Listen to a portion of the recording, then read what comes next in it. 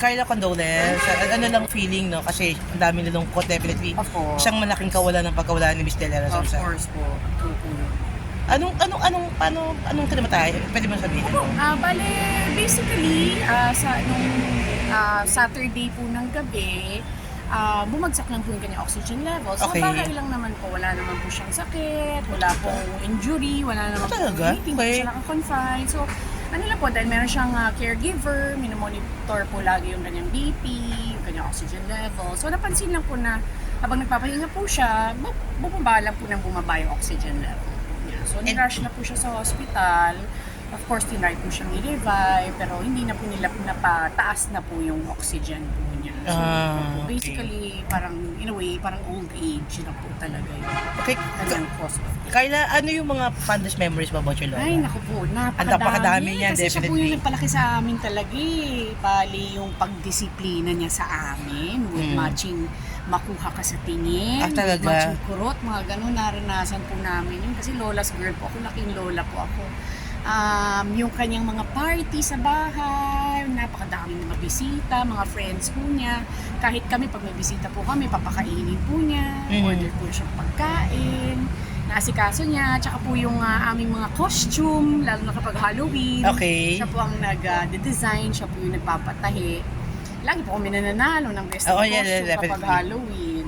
Tapos po, yung lagi kami pinapakain kahit midnight po. Laging may pagkain. Laging may lagi yun, merienda, lagi laging yun. may midnight snack. As in, binubusog niya po kami lagi kung ano-ano in order. So, mahilig po kaming kumain as a family. Every Sunday, may lunch din po kami. Sunday lunch, after po mag-misa. So, yun yung mga memories. Kasi lahat po kami magpipinsan close po talaga. Okay. Lumaki po kami magkakasama. So, dahil po kaming memories talaga. When you enter the business, ano yung payo niya sa'yo? And how proud she is, no, nung magandang tatakbo ng career mo. Lagi niya po nababanggit sa iba na, ako po, nag-artista din. Si Carla, nasa ganitong show, nasa ganyang pelikula. Ang pinaka number one po niyang nire-remind sa akin is kahit gaano ka pa maging successful, laging nakatapak isang paa po sa lupa. Okay. Sa ground. Tapos, tratuhin po lahat ng tao ng pantay-pantay. Kumbaga kung ano pong trato nyo sa janitor, ganun din sa company owner. Totoo yun.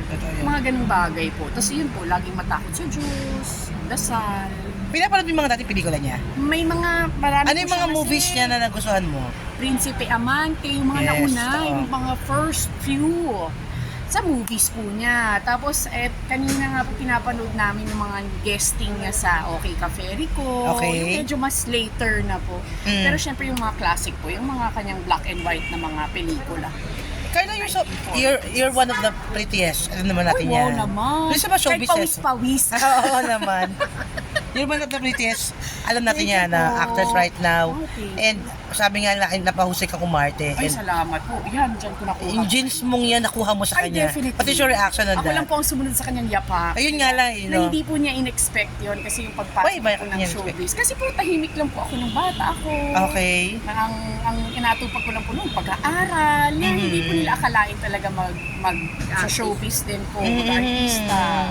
Kasi mahiyain, ganun po tahimik. So, pero grateful ako kasi dami ko po natutunan sa kanya.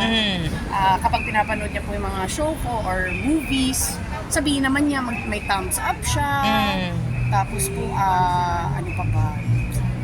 Sasabihin niya maganda, maganda yung ganitong show, maganda yung ganyang pelikula, o maganda yung role mo. So, may mga feedback po siya nga. So, at least, kumbaga, kahit papano, na feel ko naman po na proud siya.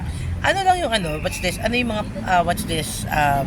ngayong wala na siya, ano yung mga, ano ang mensahe mo sa mga taong nagmamahal sa kanya, mga kaibigan? Makasama Nakakatuwa sa po kasi industriya. naririnig namin yung mga kwento nila, share po sila ng mga stories, kung paano na-touch ni Mamang yung kanilang mga buhay talaga. Maraming nakakatawang kwento, maraming nakakatuwa na kwento, maraming mga nakakaiyak po. So, dun ko po napansin na, oh my God, she was really well loved. And she will be very much missed by so many.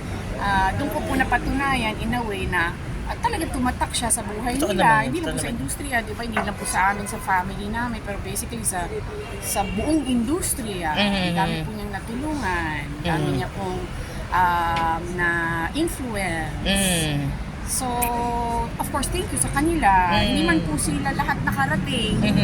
Marami pong nagsisend sa amin ng messages. Marami pong nagtatag sa Pakikirama, amin sa yun, social naman din. media.